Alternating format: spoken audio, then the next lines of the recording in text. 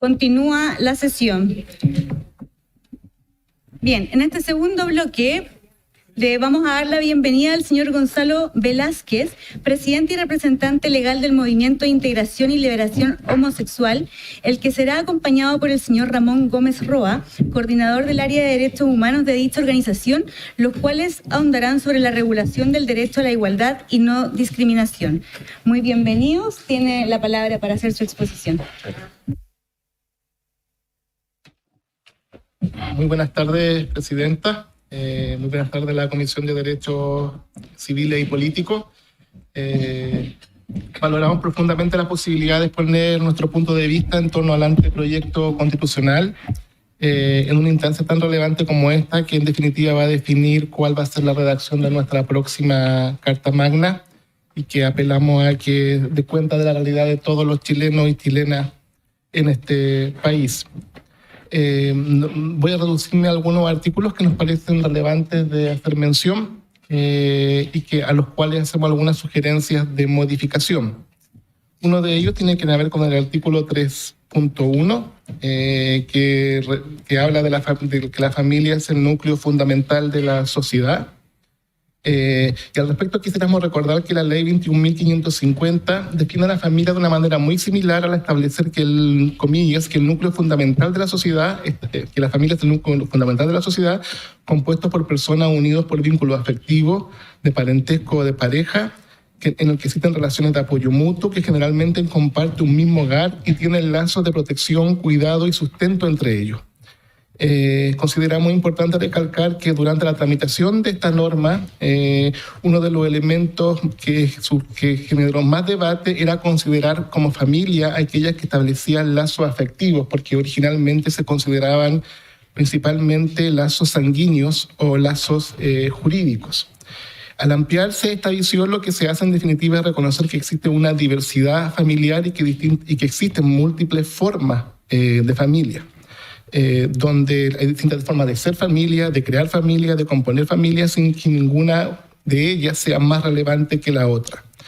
Y al no existir una jerarquización respecto a cuál tipo de familia es más o menos importante o relevante que otra, nuestra propuesta es que efectivamente el artículo 3.1 hable de que las familias son el núcleo fundamental de la sociedad. La familia no está definido como un concepto ya. El concepto que está definido actual jurídicamente hace referencia a las familias, y creemos que en armonía con la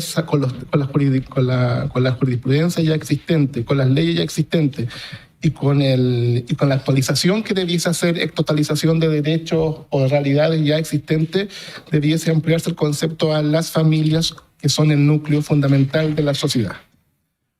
Otro elemento que consideramos relevante tiene que ver con el acceso a los cargos públicos. El artículo 4.2 establece que la ley asegurará el acceso igualitario de mujeres y hombres a los mandatos electorales y cargos electivos.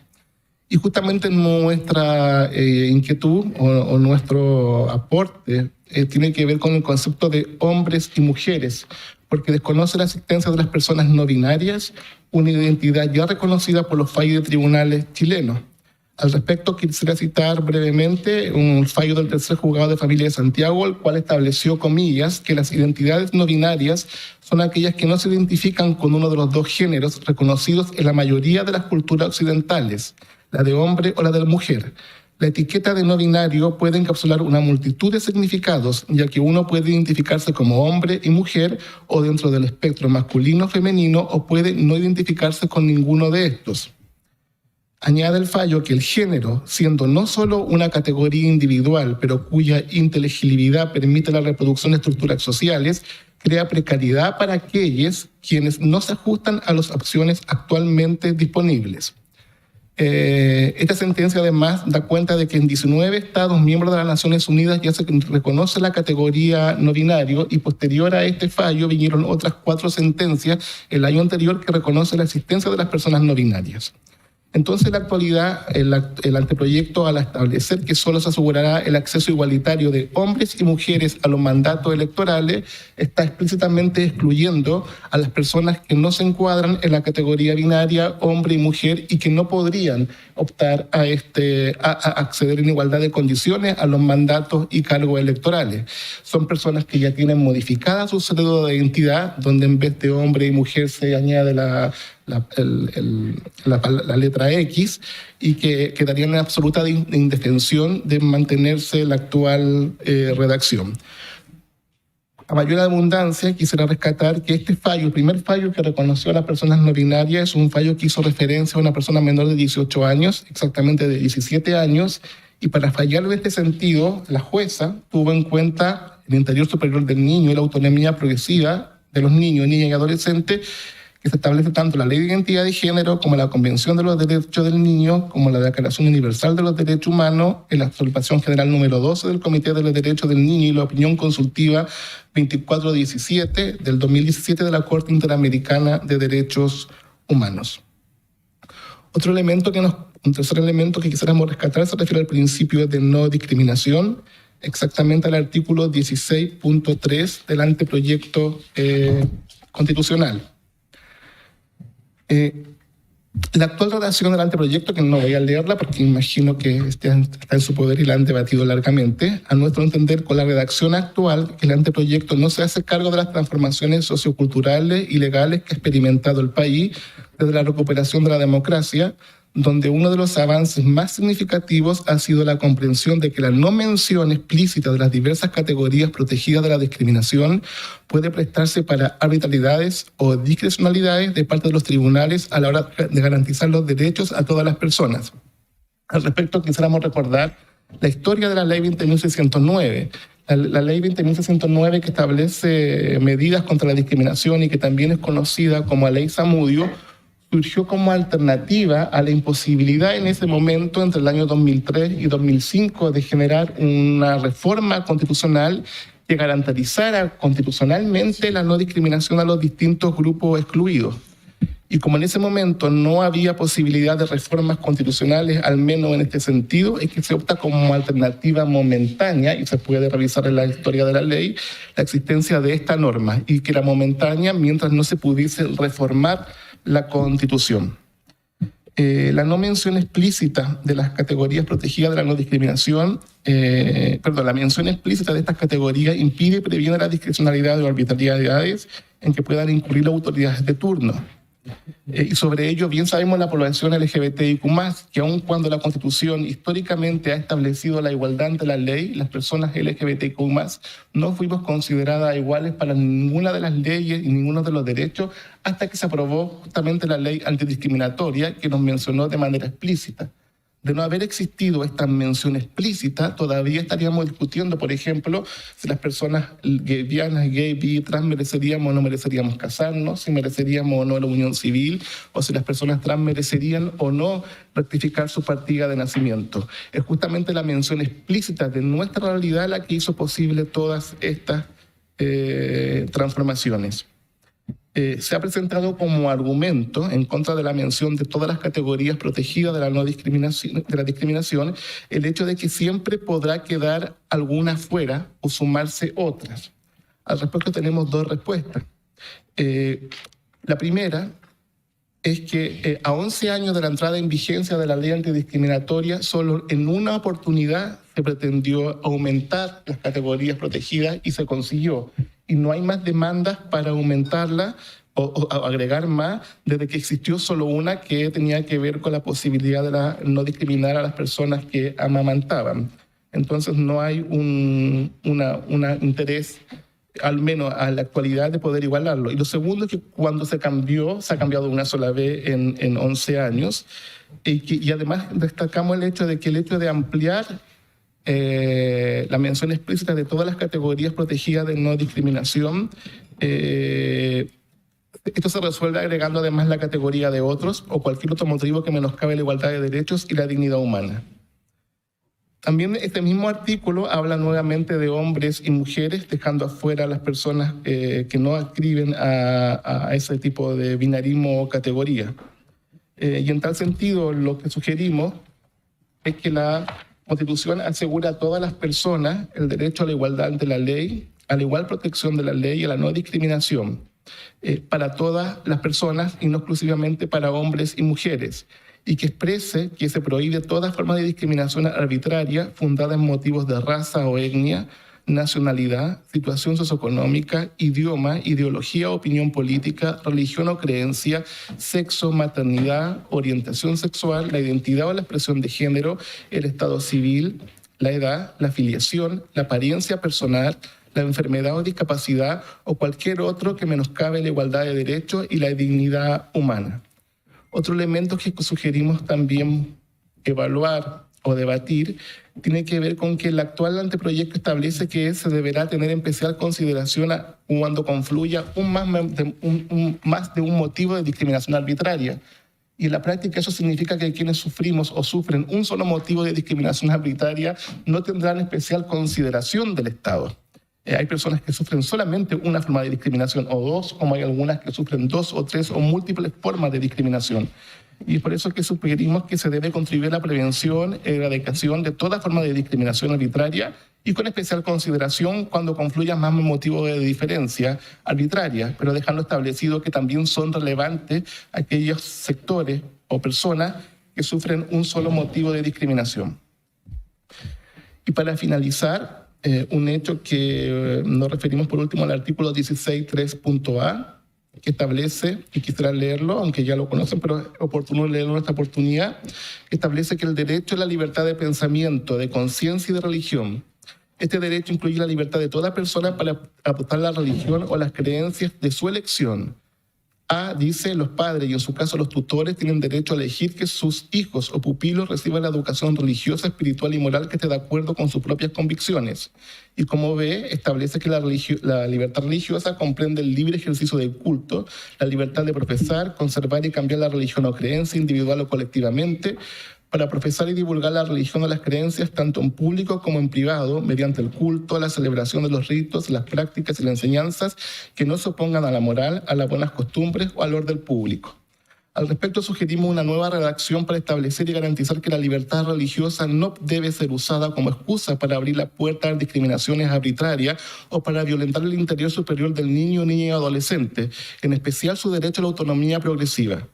Una nueva redacción que también busca garantizar por lo demás que el derecho de los padres a elegir la educación religiosa y moral no confabule justamente contra el derecho de la libertad religiosa.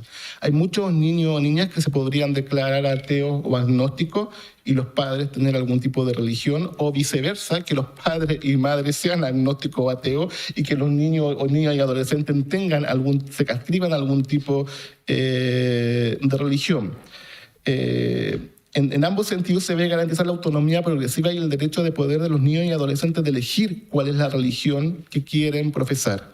Un fallo del 27 de noviembre del 2015 y que fue refrendado por la Corte Suprema, el Juzgado de Garantía de Santiago concluyó lo siguiente, comillas, que el derecho a la libertad de expresión y de culto tiene como límite el respeto irrestricto al derecho a la dignidad e igualdad de los seres humanos, entendiendo que la igualdad, así como la libertad, es un atributo del que gozan todos los seres humanos por el hecho de ser tales, con independencia de cuán diversas sean las personas, siendo la igualdad un derecho humano esencial que les permite a cada ser construir su propia identidad y desarrollarse a plenitud, derecho que por lo demás detenta la más amplia tutela por parte del sistema jurídico internacional de los derechos humanos. Y este fallo fue en respuesta a una persona que se declara pastor, pero que sabemos que no lo es, y que ha denigrado constantemente a las personas LGBTIQ+, con el argumento de que hacía uso de su libertad religiosa.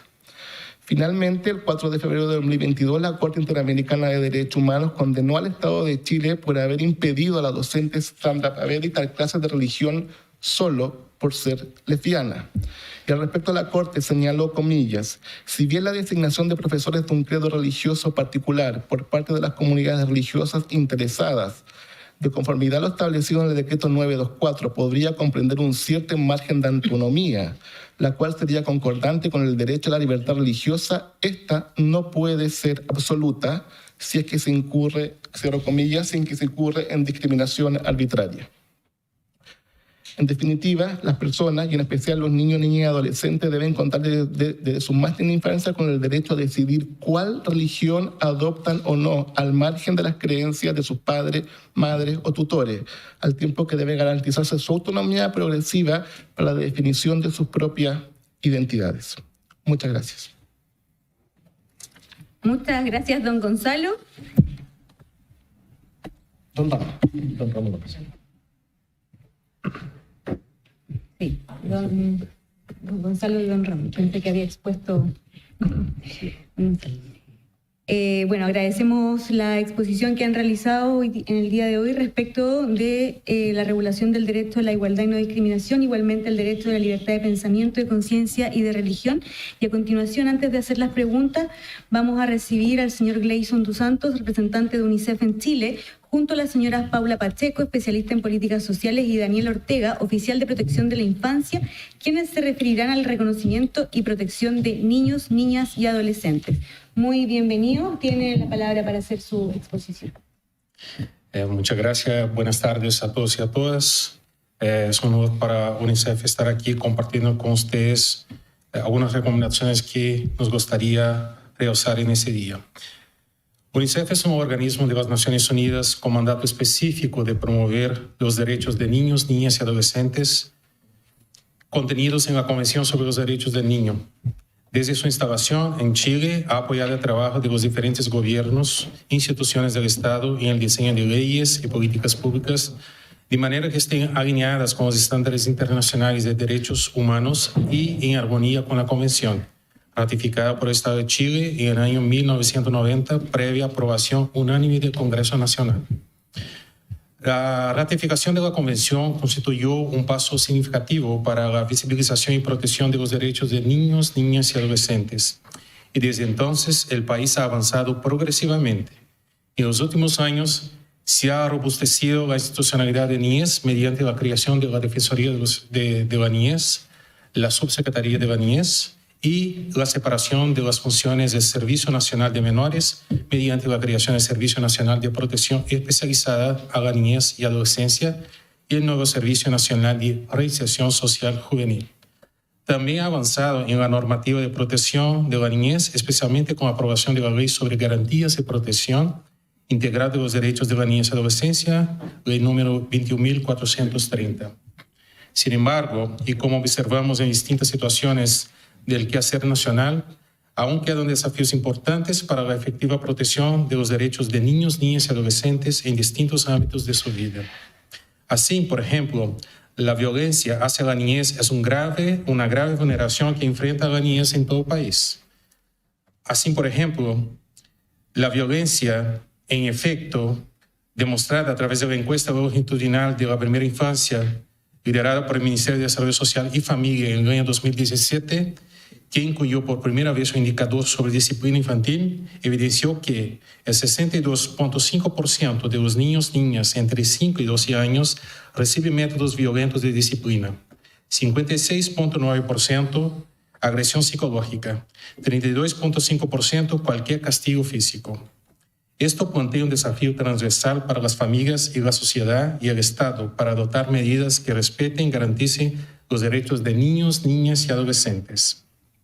La encuesta CACEN en 2020 reveló que hay 703.045 niños, niñas y adolescentes en situación de pobreza por ingreso y más de 260.000 niños en pobreza extrema. Esperamos que la nueva encuesta muestre una mejora de la situación. Luego, pensando en aquellos niños, niñas y adolescentes que se encuentran en situación de mayor vulnerabilidad, es decir, los que se encuentran bajo protección del Estado, el informe emitido en 2018 por el Comité de los Derechos del Niño, donde se determinó la existencia de una violación grave o sistémica de los derechos de los niños, niñas y adolescentes que se encuentren en centros de protección residenciales en Chile bajo el control directo o indirecto de CENAMI. El proceso constituyente es una oportunidad para comenzar un nuevo trato con la infancia que reconozca a los niños, niñas y adolescentes como sujetos titulares de derechos, superando la visión tutelar de protección. Asegurar en la Constitución la protección de los derechos humanos implica garantizarlos con independencia de su edad, o de una etapa de desarrollo de las personas. Asimismo, es una oportunidad para que todos los poderes del Estado, así como las familias y la sociedad, actúen bajo la obligación de promover, garantizar, proteger y restituir los derechos de niños, niñas y adolescentes y con ello asegurar normas, políticas y programas que permitan el ejercicio pleno de todos sus derechos. En ese contexto, quisiéramos hacer presente algunas consideraciones generales a la luz de los estándares de derecho internacional, realizar dos recomendaciones que creemos pueden reforzar el texto constitucional. La Constitución debería ser la primera garantía de los derechos para todos los niños, niñas y adolescentes que habitan y viven en el país, quienes, por ser personas de especial protección debido al proceso de desarrollo en que están, deben tener prioridad en las políticas públicas. Esta instancia representa una oportunidad para considerar 4 principios fundamentales: el interés superior del niño, niñas y adolescentes, sobrevivencia y desarrollo, su participación en los asuntos que les afectan y la no discriminación en el acceso a sus derechos. Respecto a los derechos, el texto constitucional debería recoger en su integralidad lo que está normado a nivel nacional, en especial la Ley de Protección Integral de la Niñez y en la Convención de los Derechos del Niño, resaltando el compromiso de todos los poderes del Estado de avanzar progresivamente para el ejercicio pleno de todos los derechos por todos los niños, niñas y adolescentes que viven en el país. Algunos de esos aspectos están reconocidos en la propuesta de la Comisión de Expertos y se ven reforzados por la iniciativa popular de norma número 9247, Niños, Niñas y Adolescentes en la nueva Constitución, que aborda de manera comprensiva los elementos antes planteados. Por otra parte, queremos recomendar, considerando la oportunidad que revierte ese proceso para avanzar en la protección de toda la niñez y adolescencia que vive en el país. La primera recomendación que consideramos es viable adoptar tiene que ver con el reconocimiento del interés superior del niño. Sobre el concepto de interés superior del niño, el Comité de Derechos del Niño, en la Observación General número 14, afirma que se trata de un derecho, un principio y una norma de procedimientos basados en una evaluación de todos los elementos del interés de uno o varios niños en una situación concreta. El objetivo del concepto de interés superior del niño es garantizar el disfrute pleno y efectivo de todos los derechos reconocidos por la Convención sobre los Derechos del Niño y el desarrollo holístico del niño. Para el citado comité, el interés superior del niño constituye, primero, el derecho sustantivo. Se refiere a una consideración primordial que se evalúe y tenga en cuenta al sopesar distintos intereses para tomar una decisión sobre una cuestión debatida y la garantía de que ese derecho se pondrá en práctica siempre que se tenga que adoptar una decisión que afecte a un niño o un grupo de niños. Segundo, principio jurídico interpretativo fundamental. Implica que, ante diversas interpretaciones posibles, se elegirá aquella que satisfaga de manera más efectiva el interés superior del niño. Tercero, norma de procedimiento. Requiere que cuando deba tomarse una decisión que afecte a un niño, niña o adolescente, debe incluirse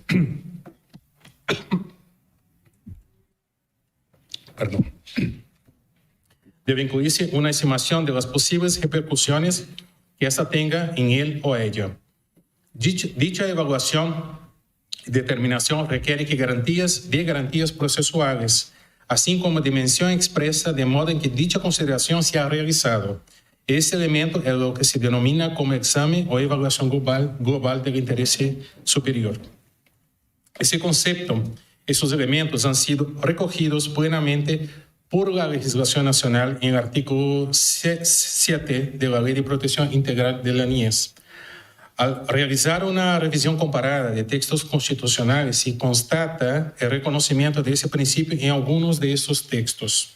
Se sugiere adoptar el contenido del interés superior del niño a través del otorgamiento de responsabilidades institucionales claras que permitan establecer la exigibilidad de los derechos respecto a los cuales el Estado debe ser garante. El reconocimiento de los niños, niñas y adolescentes como titulares de derechos hace aplicables la mayoría de los derechos contemplados en la actual propuesta del Comité de Expertos en el artículo 16, como el derecho a la vida, integridad personal igual protección ante la ley, acceso a la justicia y otros. Sin embargo, el interés superior en su acepción de derecho sustantivo, es decir, que sea una consideración primordial al momento de adoptar una decisión por las autoridades, requiere estar contemplado de forma específica, en tanto es un derecho especial relacionado a un grupo de población que presenta restricciones para el ejercicio pleno de sus derechos y no es posible incorporarlo en otros derechos. Un derecho constitucional de ese tipo permitiría conciliar la plena titularidad de los derechos que les correspondan a todas las personas con la protección reforzada que requieren niños, niñas y adolescentes. Como cualquier otro derecho, el interés superior, para ser efectivo, requiere estar protegido por las acciones constitucionales que protejan los demás derechos contemplados en el capítulo 2 de la actual propuesta constitucional del Comité de Expertos. Por ello, recomendamos incorporar el interés superior en el referido capítulo y no en el capítulo de principios, donde su justiciabilidad se ve mermada.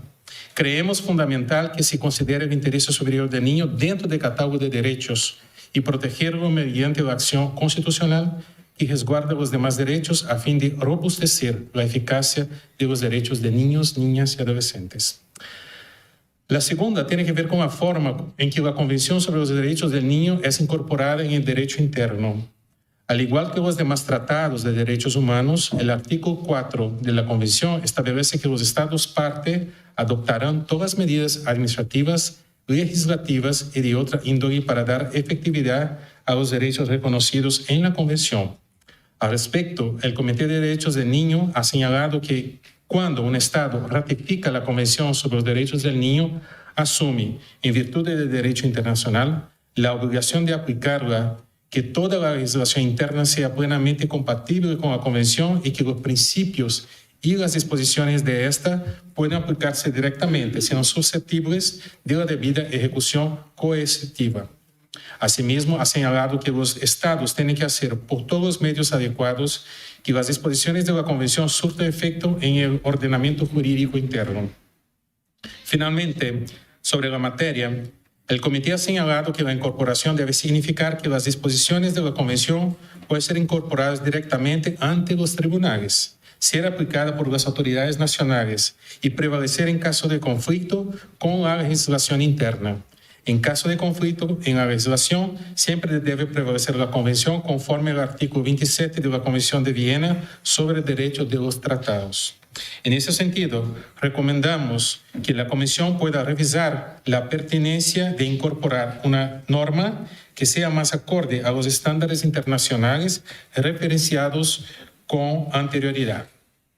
Como UNICEF, agencia con presencia en más de 190 países y con una trayectoria de 75 años promoviendo los derechos de niños, niñas y adolescentes, agradecemos el espacio que nos han dado para exponer hoy y compartir con ustedes algunos elementos que nos parecen relevantes de considerar para integrar la perspectiva de derechos de la niñez y adolescencia en la nueva Constitución. Quedamos a la completa disposición para resolver cualquier duda o consulta que tengan, así como también para compartir material y organizar jornadas de trabajo más específicas para ahondar en los distintos temas de interés. Muchísimas gracias. Muchas gracias, don Gleison. Concedo la palabra entonces para realizar preguntas a los representantes de las dos organizaciones que han presentado hoy día sus exposiciones. Tiene la palabra la comisionada Fuenzalía. Gracias, presidenta. Agradecer las dos exposiciones. En mi caso, quiero preguntarle a los representantes de UNICEF, dado que hay un tema que a mí me ha interesado desde el principio de este proceso y que tiene que ver con el derecho de participación de los niños, niñas y adolescentes.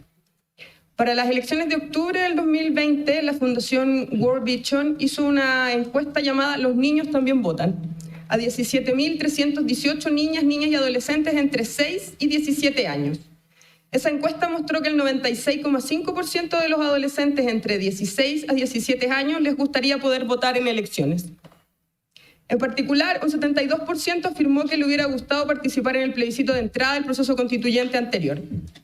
Tomando en cuenta entonces que que los adolescentes de 16 años quieren participar y que es una edad en la que ya sabemos que hay desarrollo cognitivo suficiente, que la propia Defensoría de la Niñez también lo consideró en su boletín número 3 sobre incorporación de derechos y garantías de la niñez y adolescencia en la nueva Constitución de febrero del 2022. Lo pudimos ver también en la recopilación que nos entregó, de información que nos entregó a la Comisión Experta de la Secretaría de Participación respecto de la participación de este grupo en los procesos realizados a propósito del proceso constitucional del gobierno de Michelle Bachelet y también previo a la Convención Constitucional. Hace algunos días lo plantearon aquí también organismos especializados como Abofem y otros. Y que por último, según la ley 20.084, que crea el sistema de responsabilidad penal adolescente, las y los adolescentes entre 14 a 17 años ya los consideramos responsables penalmente.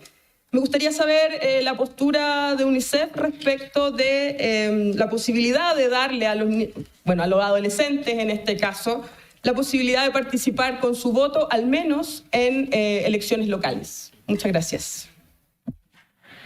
Gracias, comisionada. ¿Hay más preguntas? Bien, tiene la palabra la consejera Araya. Gracias, presidenta. Agradecer la exposición de Gonzalo. Perdón. Ramón. Es que Gonzalo dice cometimos lo mismo.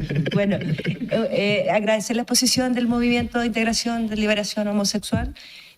Muy clara la exposición, temas que compartimos acá desde el bloque progresista, me voy a dirigir a consultarle al señor Gleason de UNICEF. Y voy a hacer una reflexión en general, la edad, y va muy en sintonía con lo que acaba de exponer la comisionada Fuenzalida. En general, la edad para sufragar en los distintos países, incluyendo Chile, se ha establecido desde los 18 años. Sin embargo, existen países en el mundo y muy cercanos a nosotros que han rebajado la edad para permitir el derecho a sufragio por parte de las y los adolescentes a los 16 años. En nuestro país, los menores de 18 años pueden contraer matrimonio, pueden trabajar desde los 16 y los más graves son sujetos de responsabilidad penal desde los 14. Dado que la ley da por entendido su capacidad de reconocer la responsabilidad de sus actos. Por lo que en estas condiciones, estas leyes dan por entendido que los adolescentes tienen la capacidad necesaria para interpretar la información que les afecta personalmente en los procesos políticos, como lo son las leyes que también se les aplican. En el entendido que hemos patrocinado nosotros enmiendas que van justamente en ese sentido. Hemos agregado al anteproyecto un reconocimiento expreso a los adolescentes para participar progresivamente en asuntos públicos, así como también permitir a nuestros jóvenes ser parte de los procesos electorales, siendo voluntarios desde los 16 años y obligatorio desde los 18 años. La pregunta es al señor Gleason. En su opinión, ¿estas iniciativas permiten incrementar su participación en las decisiones en democracia que les afectan? ¿Permiten a una sociedad adultocentrística como la chilena reconocer, considerar a los jóvenes en sus opiniones, escucharlos, comprenderlos y progresivamente ir respetando sus intereses en una democracia a la altura del siglo XXI? Gracias, presidenta. Muchas gracias, consejera. Tiene la palabra la consejera Mangeldorf. Muchas gracias, presidenta. Agradecer a nuestros invitados de Móvil y de UNICEF. Y quería preguntarle justamente a Móvil. En otra instancia también hemos tenido la oportunidad de conversar. Y efectivamente el concepto de persona es mucho más amplio y más inclusivo que empezar a excluir vía hombres, mujeres, porque quedan fuera otros. Pero, por ejemplo, consultarle lo complejo que resulta hablar de paridad. Porque la paridad está basada en el enfoque, en la distinción del género y de tratar también de mejorar el acceso y mayor igualdad de las mujeres que históricamente se han visto de alguna manera más perjudicadas en un montón de situaciones en la vida, en la sociedad civil. ¿Cómo creen ustedes que podríamos solucionar, hablar de paridad, no solamente para hombres y mujeres? incluyendo justamente a otras personas que no se sienten incluso representadas por un género específico. Muchas gracias. Gracias, consejera. Tiene la palabra la comisionada Rivas. Muchas gracias, presidenta, por su intermedio. Saludar a los expositores. La verdad es que quisiera hacer una pregunta, reflexión a ambas organizaciones, y que es una reflexión que la verdad que llevo todo este tiempo haciéndola desde como miembro de la comisión experta, pero también estando aquí presente en el Consejo, y que tiene relación con los derechos de los niños, niñas y adolescentes y las familias. Solemos poner un interés preponderante en la protección de la vida en familia de los niños, niñas y adolescentes. Hablamos de los deberes y de los derechos preferentes que tienen los padres con los niños, niñas y adolescentes en el borrador, el derecho a criarlos en sus valores, pero también siento que no hacemos un ejercicio, y por eso me gustaría esta reflexión en dos partes. Por una parte, que me da la sensación de que en Chile y en gran parte del mundo las vulneraciones a los derechos de los niños, niñas y adolescentes se dan en la familia, donde cuando vemos las causas de niñas y niñas violadas, en su mayoría son por familiares. Hay niños que no tienen familia, hay niños que viven en centros de acogida, en el ex Sename o en Mejor Niñez ahora, que no tienen familia. Y me da la sensación de que en este sentido hablar de proteger los derechos de los niños, niñas y adolescentes solo en el marco de la familia es complejo, es complicado, y desconoce, como hace también el anteproyecto, no solo sus derechos, sino también la existencia misma de sus derechos. Hablar del interés de los niños o el interés superior de los niños, niñas y adolescentes sin hablar de sus derechos, creo que es una merma de la existencia misma de sus derechos. Una constitución pro niñez, una constitución efectivamente pro familia, porque queremos que los niños y niñas vivan en una familia, pero no en cualquier familia. Las familias tienen ese deber, más que el derecho, creo yo, a criar a sus niños, es el deber a protegerlos, a cuidarlos, a tratarlos con cariño, a desarrollar su personalidad, a permitir que en su vida sea una vida donde se puedan desarrollar en plenitud. Acotar la discusión sobre niñez y adolescencia a solo las familias, creo yo, hace caso, como decía, las graves violaciones de derechos que vemos diariamente en los niños y niñas, y no solo violaciones a su integridad física o psíquica, sino también a su identidad, a su autonomía, al hecho mismo de no tener familia. Y por eso me gustaría si pudieran referirse también a este vínculo tan estrecho que vemos no solo en el anteproyecto un poco atenuado, pero en las enmiendas con mucha fuerza, a la idea de las familias, los niños y cómo protegemos. Creo que es algo que compartimos, el fin último de proteger y entregar un mejor futuro a los niños y niñas de este país. Muchas gracias, presidenta. Muchas gracias, comisionada. Tiene la palabra el consejero Lluverich. Gracias, presidenta. Quiero empezar saludando a nuestros invitados.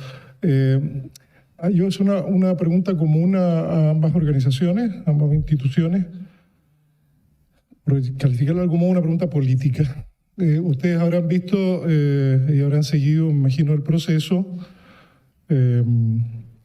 Y me imagino también que con particular interés aquellos debates y propuestas y sobre todo enmiendas que han recaído en los ámbitos que ustedes trabajan y representan. Y habrán apreciado que el ambiente es poco acogedor desde el punto de vista de la cantidad y calidad de enmiendas presentadas en la dirección a los temas que ustedes han venido a plantear aquí. Entonces tenemos desde iniciativas que merman conceptos como la igualdad sustantiva o que eliminan definiciones como o debilitan definiciones como las relativas a la proscripción de cualquier forma de discriminación. Vemos definiciones de niños como todas las personas hasta los 18 años. Se ve un conjunto de ideas y de enmiendas que van claramente en una dirección contraria a los planteamientos y postulados que ustedes representan y que, no está de más decirlo, yo comparto. En ese sentido, en ese contexto, la pregunta para ambas instituciones invitadas es: ¿qué de lo que ustedes plantean es lo más importante, lo que habría que concentrarse en este debate constitucional? Sea en relación a los temas que representa y las inquietudes que representa el móvil, sea las que representa UNICEF. Esa es mi pregunta. Gracias. Muchas gracias, consejero. Tiene la palabra la consejera Melín. Muchas gracias, presidenta, a través de su intermedio. Permiso. Felicitar a los expositores y también saludar a todos los aquí presentes. Tengo una duda respecto a cómo se ha dado el tratamiento de la infancia mapuche. Creo que hasta la hora hemos visto cómo el marco jurídico ha sido insuficiente y en ese sentido me interesa preguntarle al expositor de UNICEF si le parece adecuada la facultad de los jueces en el anteproyecto constitucional para interpretar normas internas de acuerdo a los tratados internacionales sobre la protección de la niñez.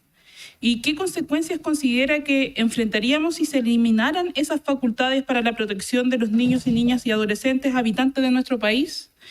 Y en especial de los niños y niñas de los pueblos originarios. Muchas gracias. Muchas gracias, consejera. Bien, tenemos más preguntas. Bien, tiene la palabra el consejero Rojas. Muchas gracias, presidenta. Saludar a los invitados y agradecer por su exposición. Mi pregunta va dirigida al representante de la UNICEF.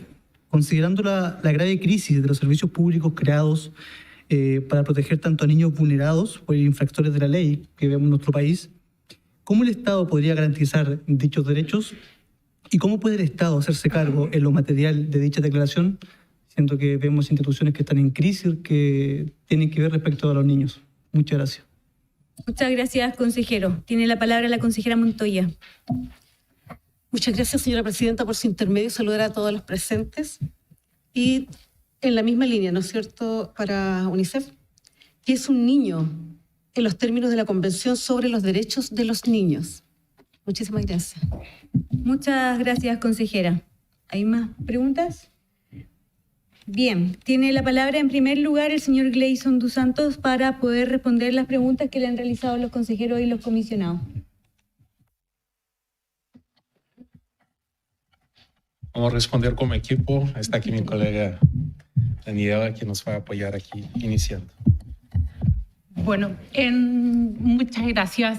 Buenas tardes a todos y a todas. Sobre el derecho a voto específicamente, efectivamente hay algunos países que han avanzado hacia la participación de los niños, de los adolescentes, particularmente en la participación de algunas instancias de votación.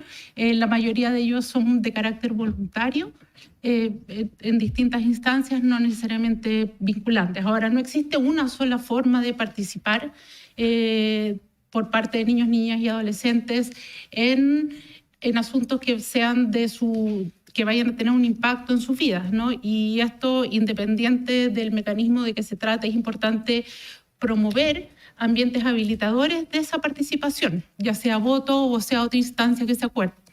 Y ahí, en el fondo, también hay que comprender la diversidad que existe dentro de este grupo en la sociedad. Entonces, en ese sentido, para una participación segura es importante considerar, y creo que esto sirve como para orientar en relación al derecho a voto y cualquier otra instancia de participación, al menos 4 características específicas. La primera tiene que ver con el espacio. Es necesario contar con espacios de participación inclusivos, establecidos especialmente para este grupo, y que le generen confianza, voz, los niños, niñas y adolescentes que puedan expresarse a través de distintos medios, utilizando distintas estrategias de expresión. El voto puede ser una de ellas, pero es importante considerar que la estrategia es mucho más amplia. Audiencia, las personas adultas deben escuchar respetuosamente lo que los niños, niñas y adolescentes tienen que decir. E influencia. El derecho a participar no solo implica que los puntos de vista de niños, niñas y adolescentes deban ser siempre tomados en cuenta, sin embargo, requiere que se tengan en debida consideración y se rinda cuenta respecto de lo que ellos dicen en la decisión final que se tome. En ese sentido,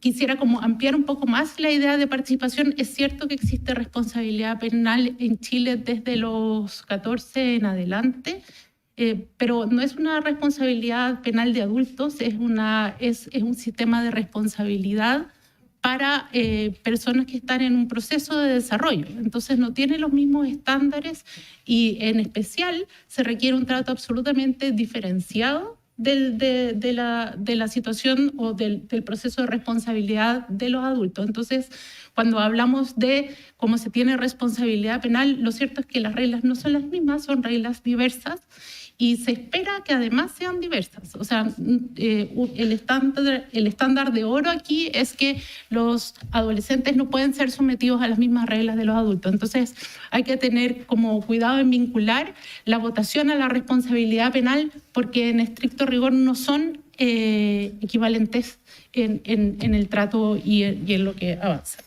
En relación al derecho de vivir en familia y como está planteado, efectivamente el derecho primordial de los niños es vivir en familia, no en su familia, porque evidentemente hay situaciones donde eso no es posible. Lo que sí se espera del Estado es que se adopten medidas específicas para apoyar a aquellas familias que tienen dificultades para criar a sus hijos e hijas, para que puedan llevar adelante la crianza y protección de sus derechos. Una vez que ello no ocurre, y en situaciones muy excepcionales, se espera que el Estado, en el fondo, cuando ya no hay otra medida, la última medida sea separar a ese niño de su familia. Pero la obligación principal es más bien apoyar a esa familia en la crianza de los niños y niñas. Y ahí, cuando un poco engarzando con otras preguntas que se plantearon, fue una vez que eso ya no es posible y los niños, niñas y adolescentes entran en un sistema de protección especializada, es importante que este sistema resguarde sus derechos. Efectivamente, en los últimos años, y como lo planteaba nuestro representante adjunto, hemos observado situaciones que claramente son vulneratorias de los derechos de niños, niñas y adolescentes. Es importante que el Estado avance hacia robustecer la institucionalidad que tiene. La separación del CENAME en dos instancias distintas es un gran avance, pero todavía queda mucho espacio por mejorar.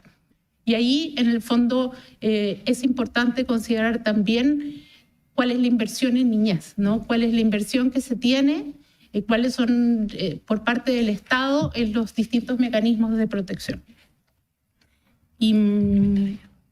Para complementar lo que dice Daniela, justamente, y que desde UNICEF hemos estado trabajando con los distintos gobiernos justamente para que se evite la medida extrema que es de separar a niños, niñas y adolescentes de su familia, pero lamentablemente todavía el número de niños, niñas y adolescentes vulnerados en sus derechos sigue siendo muy alto y se requieren mejoras sustantivas en la entrega de protección especializada. Y por eso hemos estado trabajando en el rediseño de su oferta programática y también la necesidad de especialización de todos aquellos que trabajan con niños, niñas y adolescentes. Eso en términos de la protección especializada y la pregunta que hacían sobre los servicios.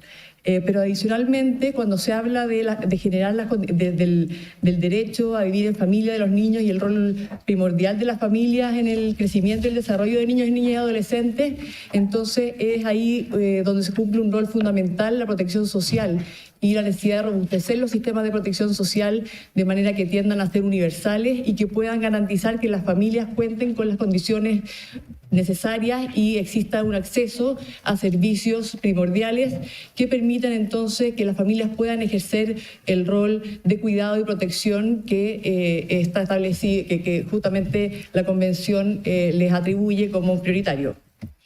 Y en relación a la pregunta sobre cuál es la definición de niño de la Convención, está en el artículo 1 de la Convención sobre Derechos del Niño, que establece que niño es todo ser menor de 18 años de edad. Esa es la definición que está puesta textual en la Convención sobre los Derechos del Niño.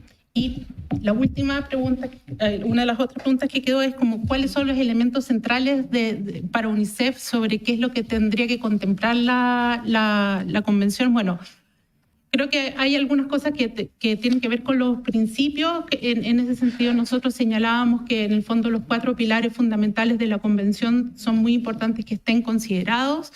dentro del desarrollo del texto constitucional, y específicamente lo que planteamos en la exposición es muchos de esos principios.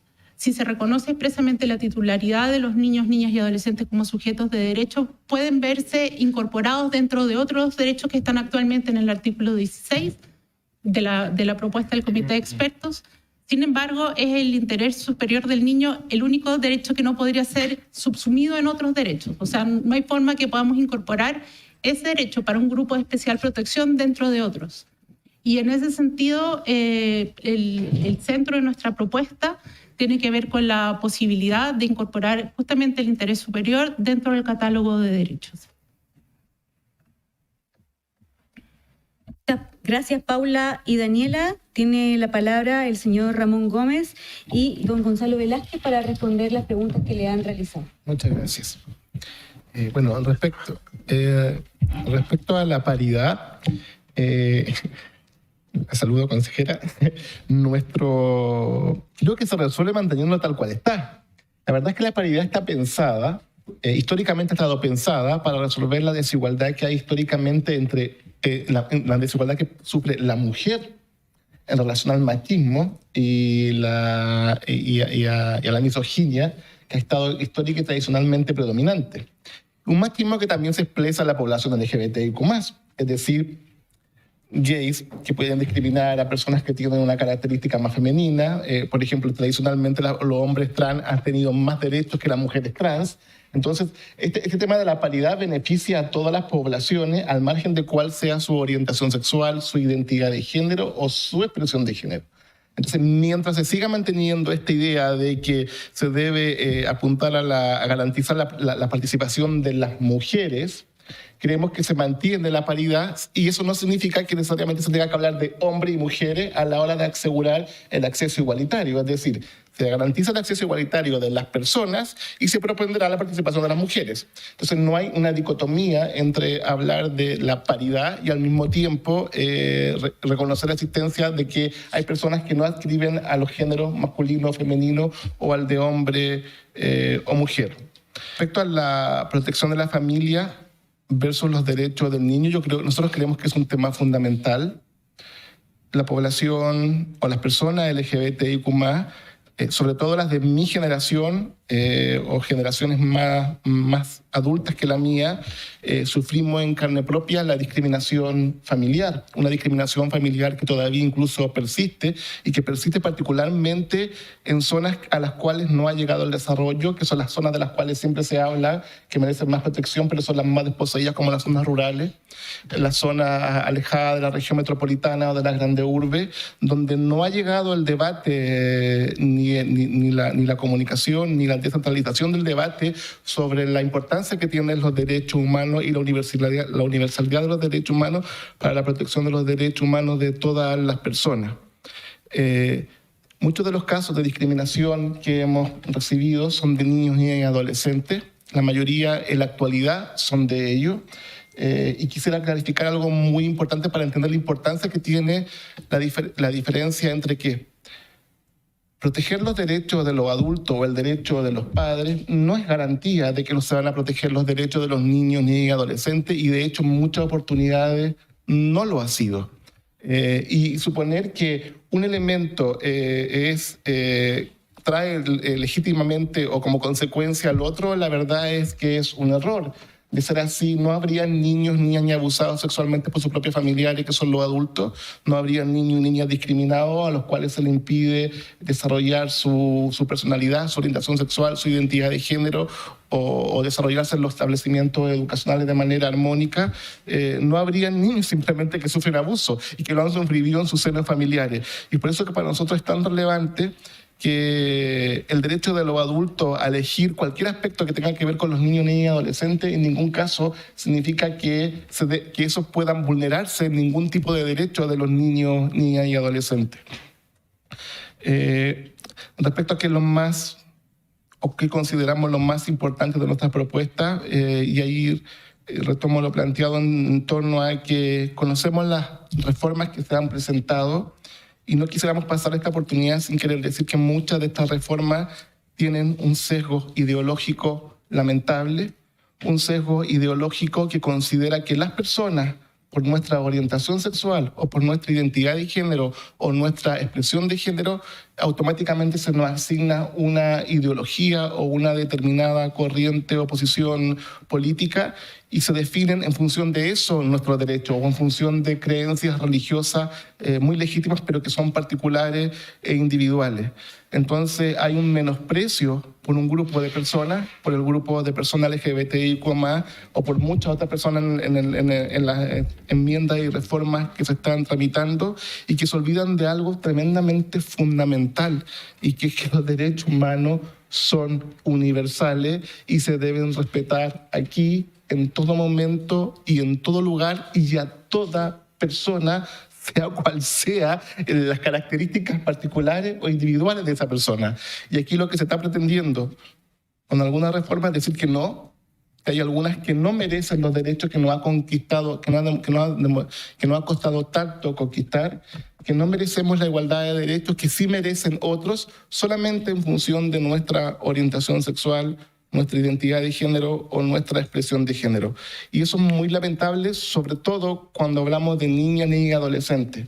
Yo recuerdo muy bien que en el año 2002-2004, cuando nosotros en nuestra organización empezamos a denunciar las denuncias de bullying en los establecimientos educacionales, lo que nos decían los opositores a nuestros derechos que eso era un invento porque no habían menores de 18 años que fuesen gay, lesbianas o bisexuales. Y eso era lo que se decía. Eso decíamos, si existen, lo que pasa es que no pueden hablar porque sus familias también están en contra de ellos. Y bueno, finalmente pudimos demostrar que existían cuando fueron los propios pingüinos y pingüinas los que salieron a la calle a decir somos gay, somos lesbianas, somos trans, y en nuestra casa, nuestra familia no nos respeta. Entonces hay que tener mucho cautela a la hora de abordar estas temáticas y entender que las orientaciones sexuales y la identidad de género se expresan de la más tierna infancia y que nadie la elige.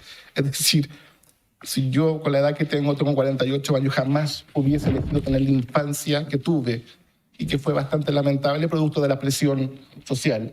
Y esa lucha por uno desear de ser, tratar de ser lo que no es y que naturalmente es, generó traumas. Y generó trauma a toda mi generación LGBTIQ+, traumas importantes, traumas muchas veces cruzados por las religiones, sobre todo cuando provenimos de familias donde la religión era un elemento definitorio de nuestras identidades.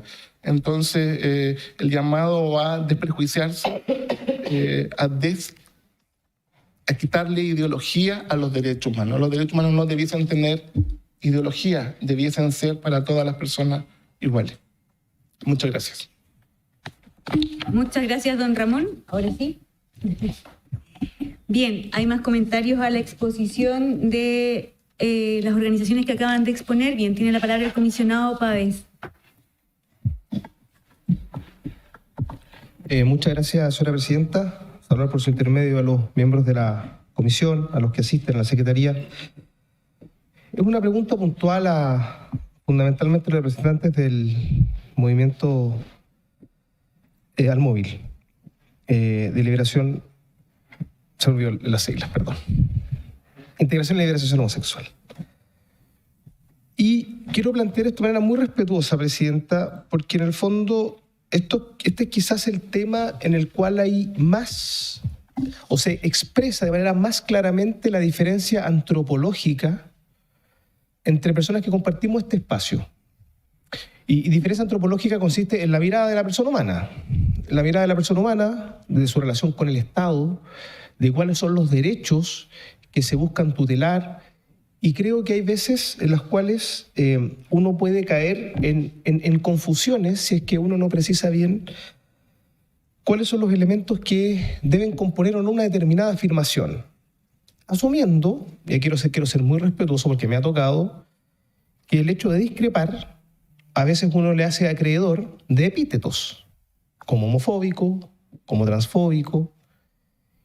Y yo quiero discrepar y hacer una pregunta, porque lo que nosotros tenemos que hacer en este espacio, entendiendo y escuchando muy respetuosamente todos los planteamientos que ustedes le hacen a la comisión, es cómo logramos construir un espacio constitucional,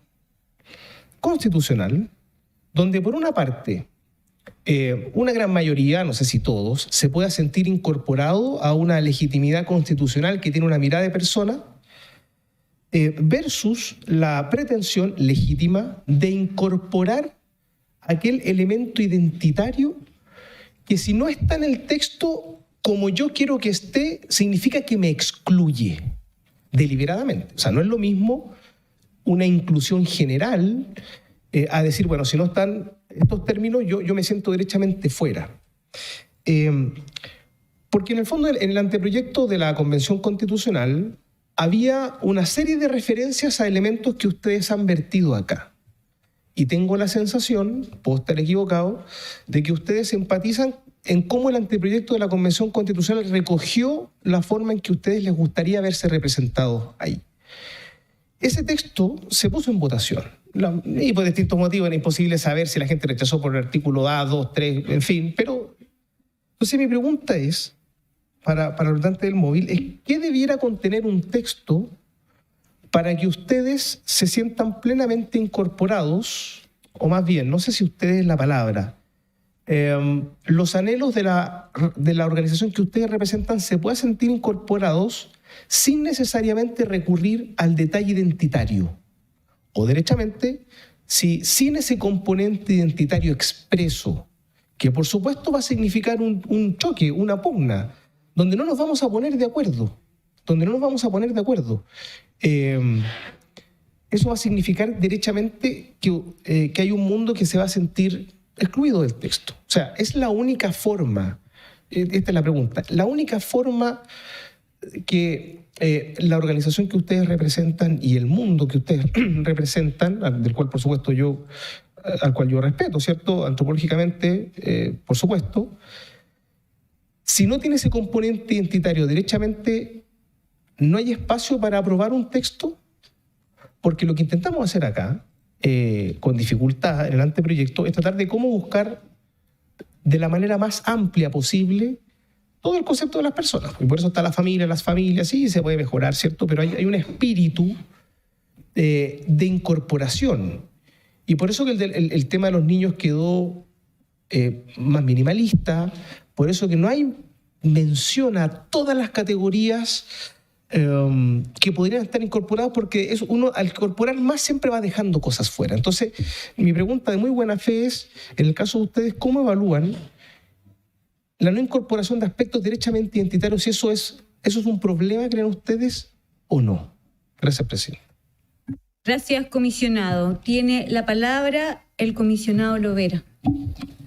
Gracias, presidente, por su intermedio, para no acaparar el uso de la palabra. Quería hacer una pregunta, de hecho, muy puntual. Si acaso ustedes creen que el reconocimiento de un desarrollo de la libre personalidad, que reconozca que las personas, yo no veo a quién podría estar en contra de esto, ¿no? Que reconozca que las personas tenemos la facultad constitucionalmente protegida de trazarnos y diseñar un plan de vida conforme al cual queramos vivir, satisface en parte, por ejemplo, algunas de las reclamaciones que ustedes, yo creo, razonablemente han puesto sobre la mesa, ¿no? Y ahí yo diría después que hay espacio para algunas divergencias con las que manifestó el comisionado Pavés. Yo, por ejemplo, tendría una primera pregunta: ¿qué quiere decir reclamaciones identitarias? ¿Por qué los reclamos en materia de religión, que están profusamente tratados en el anteproyecto y radicalizados en las enmiendas, no caben dentro de esa categoría? En fin, pero yo supongo que vamos a tener tiempo en los meses que quedan para tener esas conversaciones. Gracias, presidente. Gracias, comisionado. Tiene la palabra la comisionada Rivas. Muchas gracias, presidenta. Iba en un punto muy parecido al comisionado Lovera. A mí creo que es el momento que discutamos qué significa identitario. Identitario significa querer que alguien lo reconozca por la orientación sexual o el género que lo identifica. Identitario significa determinar que alguien pertenece a un pueblo indígena. Identitario significa querer y exigir el reconocimiento de los grupos intermedios. Identitario significa bogar por un Estado de una forma u otra. Yo de verdad creo que es importante que discutamos y que no apelemos con algo que suena descalificativo cuando hablamos de identitarios, y sobre todo antropológicamente. La antropología no hace eso.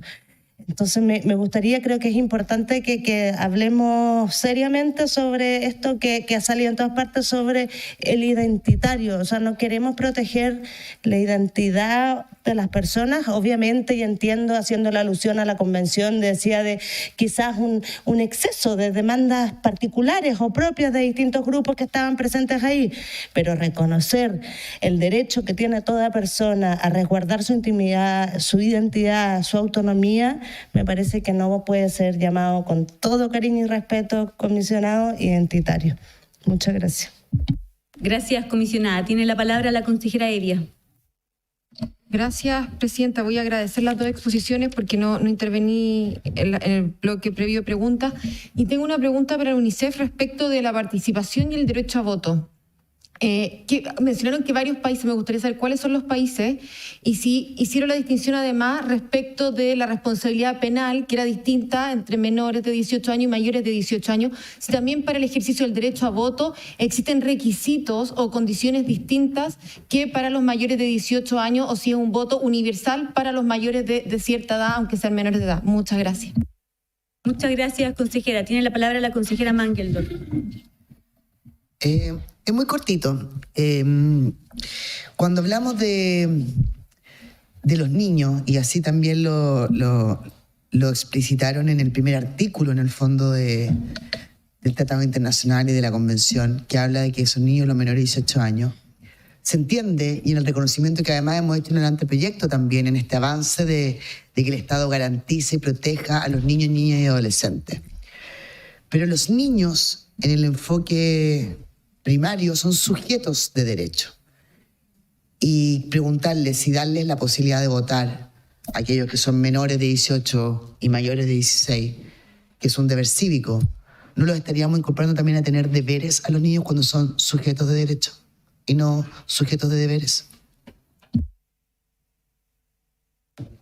Muchas gracias, consejera. Tiene la palabra la consejera Melín. No, a través de su intermedio, presidenta, solamente recordar que no me han respondido mi pregunta los representantes de UNICEF.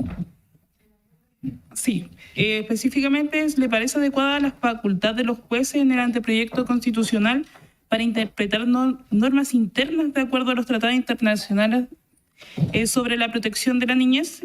¿Y qué consecuencias considera que enfrentaríamos si eliminaran esas facultades para la protección de niños, niñas y adolescentes, habitantes de nuestro país, y en especial de los niños y niñas de los pueblos originarios? Eso. Gracias, consejera. Bien, tiene la palabra entonces para contestar Daniela, Paula o don Gleison y luego don Ramón. Disculpa no haber contestado con anterioridad a la pregunta. En relación a las facultades de interpretar del actual proyecto de ley que contempla, que es en el número 2, la posibilidad de interpretar las normas de acuerdo a cómo están establecidas en los tratados, la verdad es que el estándar internacional es la obligación de adecuar el ordenamiento jurídico interno. A eso nos referíamos cuando planteamos la necesidad de más bien adecuar justamente esa norma a la necesidad de adecuar la legislación interna de acuerdo a los estándares de la Convención. Y no solamente interpretarla a la luz. La interpretación a la luz de los tratados es algo que está, es como medianamente asentado, bastante asentado en tribunales, pero sí la obligación de adecuar el órgano, adecuar la legislación interna a los estándares del tratado, no está contemplada en la actual propuesta, y un poco a eso apuntaba justamente nuestra segunda recomendación. Y en relación a la niñez mapuche, efectivamente, esto está incorporado no solamente en la Convención sobre los Derechos del Niño, sino en otros cuerpos del derecho internacional, y que evidentemente entran desde el mismo marco. Y en relación al derecho a voto, comprometemos a enviar una minuta específica sobre cuáles los países que recogen y la forma en que se recogen. Esto no está establecido como un estándar específico, está en el marco del derecho a ser oído en aquellos asuntos que tengan un impacto especial en su vida. Por eso, cuando planteamos el derecho a participar, lo planteamos de una forma bastante más amplia, porque el derecho a voto es una de las formas de participación política que pueden tener los niños, niñas y adolescentes, y en ese marco vamos a hacer. Pero comprometemos a enviar un listado de cuáles son los estándares en otros países para el trabajo de la comisión.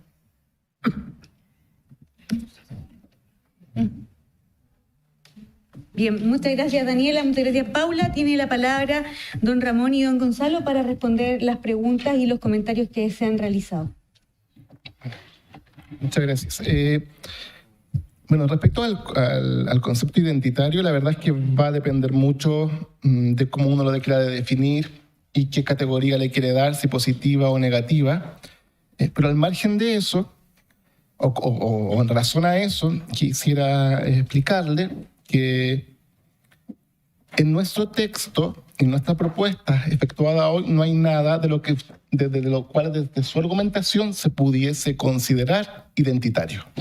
Es más, han sido los sectores opositores a nuestros derechos los que históricamente han querido asignarnos una determinada identidad para en función de ellos negarnos derechos. Y nuestras demandas todas han sido inclusivas antes que identitarias.